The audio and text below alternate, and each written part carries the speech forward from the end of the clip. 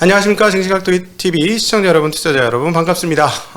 투자 인사이트 시간이 돌아왔습니다. 자, 오늘 투자 인사이트 시간에는 예전에 기억하시는 분들은, 꾸준히 보신 분들은 기억을 하시겠습니다만, 저희 증시각도기 TV에 나오셔서 인도 투자에 대해서 이야기를 해주셨던 분이죠. 네, 이지인베스트의 김민수 대표님 모셔보도록 하겠습니다. 대표님 어서 오십시오. 안녕하세요. 네. 다시 초대해 주셔서 너무 감사합니다. 네, 반갑습니다. 네. 아주 오랜만에 나오셨기 때문에 이제 1년 만에 나오신 거죠. 이제 새해가 됐으니까. 우리 하시는 일과 본인 소개를 한번 해주시면 도움이 될 것 같습니다. 네. 안녕하세요. 반갑습니다. 저는 이지인베스트의 김민수입니다. 저는 지난 10여 년 동안 증권회사 애널리스트로 일을 해왔었고요. 그리고 기업에서 펀딩과 IPO 책임자로 일해왔습니다. 현재는 이제 투자 자문사 창업을 앞두고 있고요. 그리고 유튜브에서 이지인베스트 채널도 운영 중에 있습니다. 오늘은 이렇게 나와주신 이유는 인도하고도 조금 연계되어 있는 미국 기업에 대한 이야기를 조금 나누고자 나오셨습니다. 아마 때는 적시에 나오신 것 같은데 금리 인상에 대한 이야기가 논의가 되면서 미국 기업들, 특별히 그 중에서도 기술주들이 주가 많이 빠졌고, 또 빅테크들도 예외 없이 상당히 많이 주가가 빠지고 있어서 이제 빅테크들의 밸류에이션을 어떻게 하느냐 하는 상황에 봉착해 있어요. 그러니까 쉽게 얘기하면 넷플릭스가 4분기 실적 발표를 하면서 주가가 폭락을 해서 52주 신저가를 기록을 했는데, 실적이 나빠서 폭락을 한 게 아니라 실적은 좋았습니다만 미래 전망이 꺾이면서 성장률이 나쁘다. 성장은 하나 성장률이 예전만 같지 못하다 하면서 주가가 무려 52주 신고가를 찍는 그런 흐름을 보여줘서 2022년도 가장 이슈가 되는 부분은 이거죠. 빅테크들이 성장을 할 거라는 거는 추호의 의심도 없다. 그러나 21년도에 워낙 크게 성장을 했기 때문에 22년도에는 그런 수준의 성장을 못했을 때 과연 견딜 수 있겠는가? 그것이 이제 22년도 미국 시장에서 가장 중요한데, 우리 김민수 대표님은 아시아, 그 중에서도 인도에 좀 더 특화되어 계신 분이기 때문에 이 빅테크 기업들이 인도하고도 좀 연관이 있다면서요. 네, 우선 아마존하고 애플 같은 경우는 이제 인도 시장에 본격적으로 진출을 하고 있고, 특히 이제 아마존 같은 경우는 인도에서 지금 이미 성공적인 시장 점유율을 확보를 하고 있습니다. 아마존 같은 경우는 현재 인도의 이커머스 시장이 세계에서 가장 빠르게 성장하고 있는 시장인데요. 이 시장의 시장 점유율 30%를 확보를 하고 있고요. 월마트가 최대 주주로 있는 플립카트라고 하는 이커머스 핀테크 업체와 함께 선두 그룹을 형성을 하고 있습니다.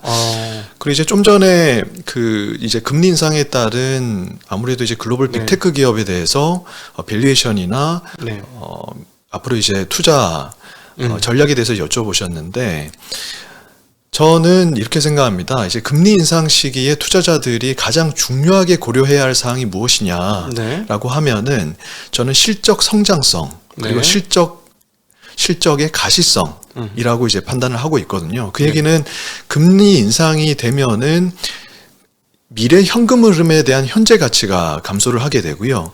즉 이제 분모에 적용이 되는 금리가 인상이 되면서 미래 실적에 대한 현재 가치가 감소를 하게 됩니다. 그렇기 때문에 더더욱 이 실적 성장의 가시성 그리고 실적의 안정성이 중요해지는 것이고요. 저는 미국 빅테크 기업들 중에서 이런 실적 성장의 가시성이 가장 높은 기업들 꼽으라고 하면은 두 회사를 말씀드릴 수 있겠는데요. 그 중에 하나는 아마존입니다. 아마존 같은 경우는 지금 이제 구조적인 변화하고 신규 시장의 진출을 지금 성공적으로 하고 있는데요. 아마존의 지난 5년 동안의 매출 추이가 2016년도부터 매년 23%씩 성장을 했는데, 매출이? 영업이익은 이 2배에 가까운 40%씩 성장을 했습니다. 2016년도부터 2020년도까지 말씀을 드리는 거고요. 가장 큰 이유가 이제 서비스 사업 부분의 실적 기여도가 빠르게 성장을 했고, 두 번째는 해외 실적의 실적이 30억 불 적자에서 네. 7억 불 흑자로 전환이 되었기 때문입니다. 네. 우리가 이제 서비스 사업 부분의 실적이라고 하면은 클라우드 컴퓨팅의 AWS, 네. 그리고 입점셀러들의 주문 배송 반품을 대신해주는 FBA, 네. 그다음 아마존 프라임과 같은 구독 서비스 등이 있고요. 네.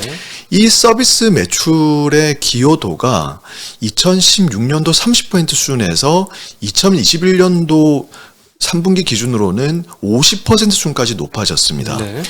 그래서 이런 서비스 사업 부분의 실적이 상승을 하면서 영업이익률도 2.3% 수준에서 6.4%까지 네. 올라왔는데요. 유통업체로는 참 기가 막힌 수익률이죠. 네. 네. 그래서 이는 서비스 사업 부분의 매출 총이익률이 80%에 달하고 네. 이는 프로덕트 사업 부분, 즉 이제 아마존의 온라인 판매라든지 오프라인 판매, 오프라인 매장에서 되는 판매, 네. 이 마진율 10% 중반 대비해서 크게 높기 때문입니다. 네네네. 그래서 특히 이제 이 서비스 사업 부분 중에서 그러면 가장 이 영업이익률이 높은 사업 부분이 꼽으라고 하면은 클라우드 컴퓨팅의 AWS입니다. 네. AWS 같은 경우는 지난 5년 동안 매출액이 연평균 35%씩 성장을 했고요. 기가 막힌 성장이에요. 네. 그리고 이제 매출 기여도가 9에서 한 자릿수에서 이제 13%까지 높아졌어요. 전체 총이익에서 매출액에서요. 네. 총 매출액에서요. 그리고 이 서비스, 그리고 이제 AWS의 영업 마진율이 한 30%에 달하고요. 네네. 근데 긍정적인 점은 이 클라우드 컴퓨팅의 글로벌 시장 규모 자체가 연평균 15%씩 성장을 하고 있다는 점입니다. 네, 네. 그래서 시장은 2026년도가 되면은 이 시장 규모를 1조 달러 수준으로 보고 있는데 네. 지금 현재 이 시장에서 1위를 달리고 있는 아마존의 AWS의 시장 점유율이 현재 45%를 넘어서고 있거든요. 네네. 그래서 이렇게 빠르게 성장하고 있는 시장에 수혜를 입을 것으로 기대가 되고요. 종합하면 이런 서비스 사업 부분의 실적 기여도는 현재 제가 매출액 기준으로 50% 수준까지 높아졌다고 하는데 점진적으로 더 높아질 것으로 예상이 됩니다. 네. 아마존이 이제 저마진으로 제품을 판매해서 빠르게 많은 고객을 확보하고 네. 이를 보고 입점한 셀러들에게 서버인 AWS와 FBA와 같은 더 높은 네. 이 서비스를 제공해서 더 높은 수익으로 연결을 하고 있기 때문입니다. 사람을 모아놓고 사람을 모을 때까지는 거의 뭐 본전치기 하는 맞습니다. 분위기로 네. 진행을 하다가 사람을 모아지니까 그 사람들이 당연히 필요한 서비스 산업에 진출해서 거기서는 막대한 영업이익률을 올리는 그런 전략을 펼친 거죠. 맞습니다. 네. 그리고 이제 좀 전에 이제 말씀 주셨던 초입부에 말씀 주셨던 이제 인도 시장인데요. 네. 두 번째는 이제 신규 시장입니다. 아마존이 지금 신규 시장, 인도 시장에 성공적으로 진출을 했습니다. 다시 말씀드리지만은 인도 시장은 전 세계에서 가장 빠르게 성장하고 있는 이커머스 시장입니다. 네.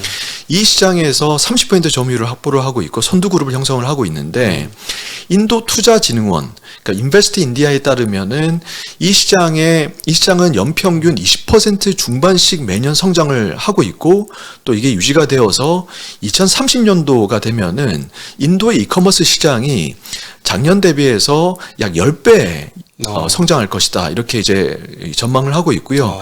3,500억 불 이상의 시장이 되는 것인데 그러면은 이제 아마존의 총 판매 금액 2030년도에 총 판매 금액은 현재 글로벌 총 판매 금액 20% 이상이 될 수가 있는 것입니다. 인도에서 차지하는 비중이 네, 맞습니다. 아마존이 이제 인도에서 이런 정도로 성장하면 아마존이 총 판매하는 그 프로덕트 쪽에서 네, 판매 금액 GMV 기준으로 20% 수준도 이제 도달할 수 있을 것이라 그걸 보고 인도에서 있고요. 한다. 네, 보고 있고요. 그리고 이제 인도에 이제 아마존과 플립카트, 월마트가 최대 주주인 플립카트가 선두 그룹을 형성을 하고 있고 네. 2위 그룹과의 격차가 워낙 큽니다. 네네. 그래서 아마존과 플립카트가 각각 30% 수준의 이제 지분율을 가지고 점유율을 확보를 하고 있기 때문에 빠르게 성장하고 있는 이 시장에서의 네. 수혜를 온전히 받을 것으로 또 기대가 됩니다. 놀랍네요.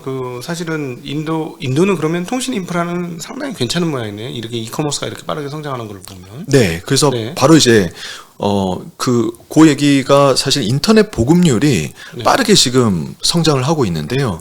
2017년도 전체 보급률이 30% 수준이었어요. 네. 근데 지금 현재로서는 거의 60%에 도달을 했고요. 거의 2배가 된 거죠. 네. 그리고 이제 매월 네. 1일 활성 인터넷 유저 수가 1,000만 명씩 증가하고 있습니다. 매일요? 네, 그 매월.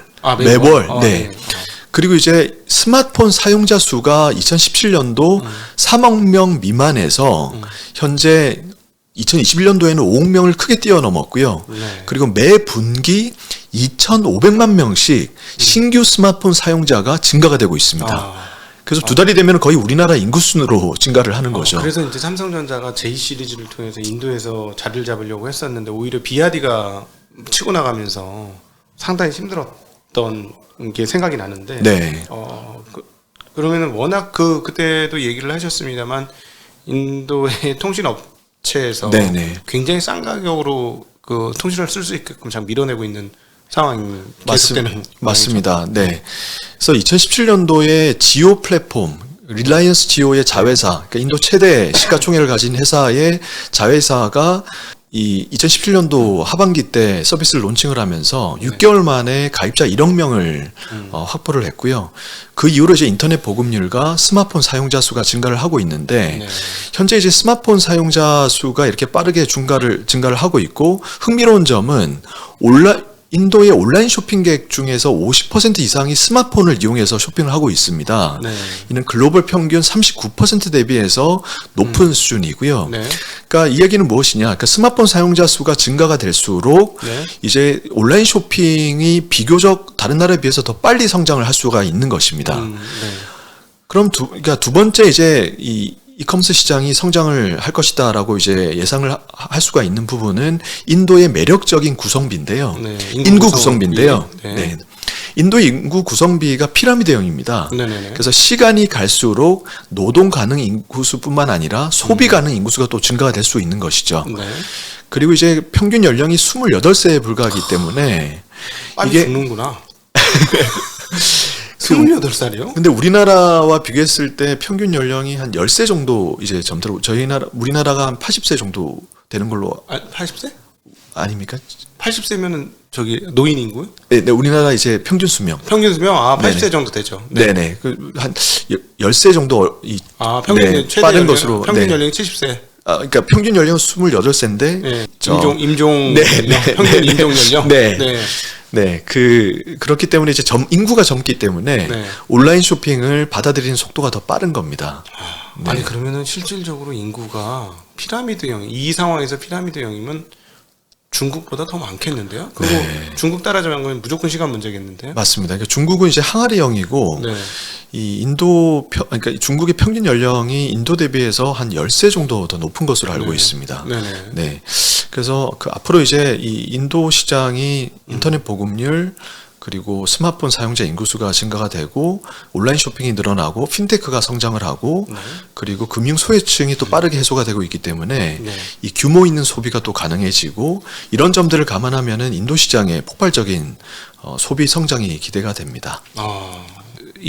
지금 인도에서 통신을 사용하고 있는 활성 사용자 수는 대략 어느 정도로 추정이 됩니까? 인도의 지금 인터넷 보급률이 현재 한 56% 정도 되고요. 네. 56%라는 것은 약 한 8억 명? 8억 명 이상 되는 거지 않습니까? 이게 네네. 인터넷이 연결된 인구수를 이야기를 하고요. 이 중에서 제가 정확한 이제 활성 인구수는 모르겠는데 네. 이 스마트폰 사용자 수가 현재 5억 명 수준이 되니까요. 그럼 앞으로도 한 네. 10억 명 10억까지는 안 되더라도 한 5억 명 정도는 그렇죠. 더 늘어나는 드러날 수가 있는 거죠. 그래서 스마트폰 사용한다는 것은 어느 정도의 데이터를 사용하고 있고 그 얘기는 최소 5억 명 이상은 활성 인터넷 유저라고 이제 볼 수가 있을 네. 것 같습니다. 네. 네. 그렇기 때문에 이커머스 보급률도 굉장히 그럼 오히려 연결은 된다고 쳐도 배송하는 시스템도 그게 잘 돼 있는지도 갑자기 궁금해지고. 맞습니다. 이게 네. 그게 사실 아주 중요한 부분입니다. 역시 그 부분을 잘 캐치하셨는데 아무래도 이제 인도에는 배송 체계가 잘 돼 있지 않고 주소 체계가 또 잘 돼 있지 않다 보니까 이런 것들을 이제 아마존이 머신러닝이나 이제 빅데이터를 이용해서 네. 빠르게 해소를 하고 있어요. 그래서 이거를 그 지역별로 숫자로 이제 아마존 내에서 이 숫자로 이 주소를 자체적으로 만들어서 이 배송의 이 성공률을 계속 높이고 있다고 합니다. 네, 그래서 이런 것들이 인도에서 빠르게 이 성공적으로 진행을 하고 있기 때문에 네네네. 2위 업체들이 들어오기가 쉽지가 않은 거죠. 그렇죠. 이런 네. 것들은 구축을 하려면 어마무시한 인프라가 필요한 거죠. 알고리즘을 쉽게 짤 수 있는 수준의 그 소프트웨어 스트럭처가 있어야 되고 그거에 대한 그 축적된 노하우가 있어야 되고. 그리고 이제 아마존 얘기를 이제 마지막으로 이제 마무리하자면은 네. 아마존의 주주환원 정책 또 이제 보셔야 되는데 아쉽게도 배당과 자사주 매입 소각은 하고 있지는 않습니다. 다만 이제 매출의 5에서 10% 수준을 투자를 통해서 성장을 하고 있잖아요. 네. 하고 있고 현재 이제 빠르게 성장하고 있는 AWS 시장이라든지 그리고 이 인도의 신흥국 시장, 인도와 같은 신흥국 시장에 투자를 통해서 이 점유율을 확보를 해야 되기 때문에 네. 현재와 같은 투자 전략은 일단 긍정적으로 보이고요. 다만 이제 앞으로 주주환원 정책을 펼치기 시작한다. 그러면은 이거는 또 다른 주가 리레이팅 기회가 될 수 있다라고 보여집니다. 근데 사실은 주주하는 정책까지 하려면 밸류에이션 지금 굉장히 높고 다른 빅테크 업체들 중에 가장 높은 밸류에이션을 가지고 있지 않습니까? 그러니까 그런 측면에서 보면은 조금 더 매출과 이익 성장이 더 이루어지어서 현금 흐름이 훨씬 더 원활한 상황이 되었을 때 그러니까 지금보다는 소위 말하면 두 자릿수의 현금 흐름, 이익 증가, 이익에 의한 현금 흐름이 나와야 하지 않을까 하는 생각을 저는 개인적으로는 좀 해보고 있어요. 네. 예, 그러니까 아직까지는 밸류에이션이 투자를 더 예, 해야 된다. 예, 네네. 밸류에이션이 비싸고 그리고 그렇다고 지금 뭐 성장을 위한 투자를 멈출 수 있는 단계는 아니니까. 맞습니다. 네, 예, 바로 그거죠. 예, 네. 성장으로